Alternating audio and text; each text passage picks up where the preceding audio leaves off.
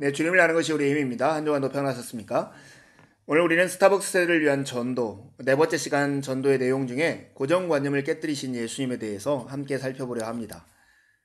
가르치는 사람이 제일 잘 배울 수 있는 것처럼 복음을 전하는 사람이 복음의 내용을 가장 명확하게 이해하고 풍성하게 누릴 수 있습니다. 오늘 우리는 전도의 내용 중에 고정관념을 깨뜨리신 예수님에 대해서 함께 나누려 합니다. 현대 추구자들 그리고 후의자들과 예수님에 대해서 이야기를 나눌 때 진정하고도 도전적인 대화로 들어가려면 전형적인 생각을 깨뜨리는 것이 매우 중요합니다. 진부하게 예수님을 생각했던 사람들에게 고정관념을 깨뜨리시는 예수님으로 예수님을 소개하는 것이죠. 오늘날 사람들은 자신이 예수님을 알고 있다고 생각을 해요. 또한 그들은 그들을 회심시키려고 애쓰는 교인들과 예수님에 대해서 이야기하는 것을 별로 원치 않습니다.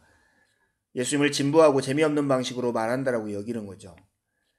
그러나 예수님을 만나면 삶에서 그분처럼 놀라운 변화를 일으키시는 분은 세상에 없습니다.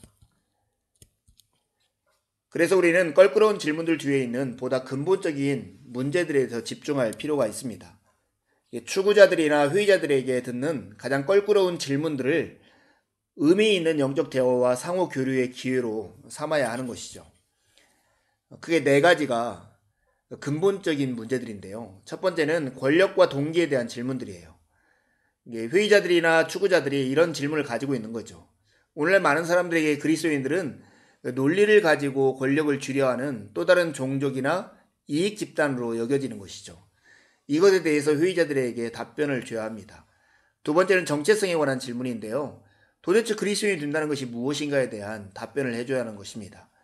세 번째는 신뢰에 관한 질문인데 왜 굳이 예수를 믿어야 하는 것인가 하는 그들의 보다 근본적인 문제에 대한 답이 필요합니다. 지금까지 기독교회가 인종차별이나 성차별, 십자군 전쟁, 종교 전쟁 등 하나님의 뜻과 반하는 잘못들을 저질렀죠. 그것들에 대해서 그럼에도 불구하고 예수님을 믿어야 하는 이유를 설명해 줄 필요가 있습니다. 네 번째는 공동체에 관한 질문인데요. 여러분이 바라보는 눈은 철저하게 자기 공동체와 출생지 중심이 아니냐 하는 질문에 대해서 답을 해줘야 하는 것입니다. 껄끄러운 질문들 뒤에 있는 보다 근본적인 문제들에 대한 답이 필요한 시대입니다. 예수님이 그렇게 하셨어요. 이 땅에 계실 때 이런 회의자들의 질문을 도전으로 바꾸셨습니다. 크게 두 가지인데 하나는 종교적 엘리트주의를 깨뜨렸고 다른 하나는 종교적 소비자주의를 깨뜨렸습니다. 먼저 예수님 당대의 기본 정신은 바로 종교적 엘리트주의였어요. 사람들은 자신을 순결하게 지키고 하나님을 올바른 방식으로 올바른 장소에서 예배한 자들이 다른 사람들보다 낫고 하나님께 용납될 만한 사람들이라고 믿었죠. 그러나 예수님은 이러한 편협한 사고로 남을 판단하는 배타적 영성을 반대하셨습니다. 종교적인 부류의 사람들이 예수님을 좋아했을까요? 그렇지 않았죠. 그렇지만 예수님은 대화의 틀 전반을 새롭게 짜심으로 그들의 주의를 끌어내셨고 대화에 성공을 하셨습니다. 질문을 도전으로 바꾸는 예수님에게서 찾아볼 수 있는 두 번째 예는 종교적 소비자주의를 깨뜨린 건데요. 이것이 매우 중요합니다. 왜냐하면 우리 시대의 가장 지배적인 정신이 바로 영적 소비자주의이기 때문입니다. 오늘날 사람들은 영성을 좋아합니다. 하지만 그들은 자기 나름의 영성을 만들어 싶어 합니다. 21세기 사람들에게 영성은 마치 뷔페와 같죠. 그들은 줄을 서서 자신이 끌리는 영적인 아이디어를 고릅니다. 그리고 당신이 그리스도를 따르기만 하면 그것도 좋은 것이야. 배는 뜨기만 하면 되는 거야. 이런 식으로 말을 합니다. 우리는 어떻게 해야 할까요? 영적, 종교적 소비자주의가 판치는 이런 세상 가운데 우리는 나 중심의 영성에 맞서야 합니다. 이런 영적 소비자주의의 정신은 일반 문화 속에서만 드러나는 것이 아닙니다. 부지불식간에 교회 안에도 널리 퍼져 있습니다. 지금은 자기 영성의 시대인 거죠. 이 시대의 영적 소비자주의는 굉장히 좋은 조건을 제시하는 것처럼 보입니다. 하지만 그것이 우리를 최종적으로 인도하는 것은 자기 몰두이고 자기 중심성이고 허탈감이고 궁극적으로는 우리 존재의 중심의 죽음입니다. 성경은 바로 이런 자기 중심성을 죄라고 부르죠. 그리고 그러한 죄의 최종 결과는 하나님도 없고 소망도 없는 홀로 된 자아들의 지옥일 뿐입니다.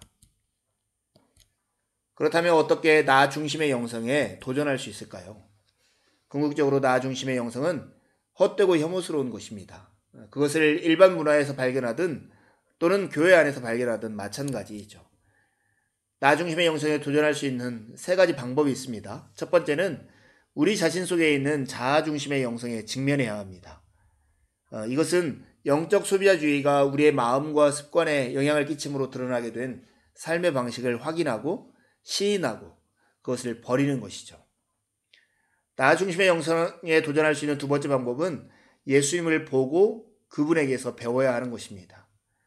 때로 우리가 가진 은혜의 복음은 변화를 회피하고서도 예수님을 받아들일 수 있다라고 말하는 것 같아요. 우리가 복음을 이렇게 말한다면 그것은 값싼 은혜의 복음이 되고 말 것입니다. 나 중심의 영성에 도전할 수 있는 세 번째 방법은 사랑으로 맞서는 법을 배우는 것입니다. 사람들이 우리에게 배가 뜨기만 하면 되지 라고 말할 때 우리는 적절한 대응을 준비하고 있어야 합니다. 그래, 하지만 네가 타는 배가 타이타닉호가 아닌지 먼저 확인해봐. 이런 식으로 말을 하는 것이죠. 아무튼 우리는 묵묵히 예수님의 발자취를 따라가는 사람들입니다. 우리 시대의 영적 소비자주의는 강력한 영적 속임수이기 때문에 사람들은 거기서 쉽사리 벗어나지 못합니다. 그럴지라도 우리는 묵묵히 예수님의 발자취를 따라야 하는 거죠. 어떤 껄끄러운 질문이 던져질지라도 우리는 먼저 질문 배후에 있는 질문에 귀를 기울이고 그 전형을 무너뜨리고 우리의 확신을 말하고 질문을 바꾸어 던져야 합니다.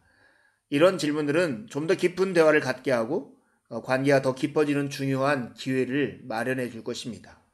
어떻게 해야 한다고요? 첫 번째, 그들의 질문의 배후에 있는 질문에 귀를 기울이고, 두 번째, 그 전형을 무너뜨리고, 세 번째, 우리의 확신을 말하고, 네 번째, 질문을 바꾸어 던지는 것이죠. 전도는 예수님에 대해서 말을 하는 것입니다. 결국 복음 증거는 전부 예수님에 관한 이야기죠. 어떻게 예수님을 우리의 화제로 삼을 수 있을까? 어떻게 사람들의 기존 지식과 무관심의 장벽을 극복할 수 있을까? 이것이 우리의 관심입니다. 우리에게 필요한 핵심적인 대화의 기술은 전형을 깨뜨리고 냉담함을 뚫을 수 있는 방식으로 예수님을 끌어들이고 그분에 대해서 말을 하는 것입니다. 이것을 위한 좋은 방법이 있습니다. 그것은 추구자들, 회의자들이 함께 믿는 자들과 만나서 대화하는 추구자 소그룹입니다. 많은 교회와 선교단체가 하나님을 찾는 모임, 이 추구자 소그룹이야말로 오늘날 사람들이 예수님에 대해서 이야기할 수 있는 아주 강력한 방법임을 발견했습니다. 소그룹을 시작하는 데 필요한 것은 단지 한 사람 이상의 불신자 친구입니다. 소그룹은 둘 이상의 사람들로 이루어진 영적인 토론 그룹이죠. 왜 소그룹이 그렇게 자주 그토록 강력한 힘을 발휘하는 것일까요? 그것은 그 소그룹 안에서 고정관념을 깨뜨리시고 기쁨을 주시고 불편하게 도전하시는 예수님이 스스로 말씀하시고 행동하시기 때문입니다. 진부한 예수가 아닌 고정관념을 깨뜨리시는 예수님을 믿지 않는 사람과 함께 나눠보십시오. 두 가지 질문하고 마치려 합니다. 질문을 도전으로 바꾸신 예수님이 깨뜨리신 두 가지는 무엇입니까? 두 번째 질문인데요. 우리 시대의 지배적인 정신은 영적 소비자주의입니다. 이는 교회 안에도 널리 퍼져 있는데 우리는 어떻게 나 중심의 영성에 도전할 수 있을까요? 한 주간도 주님의 은혜를 의지해 살고 복된 주일에 함께 만나 기쁨으로 하나님을 예배하시죠. 감사합니다.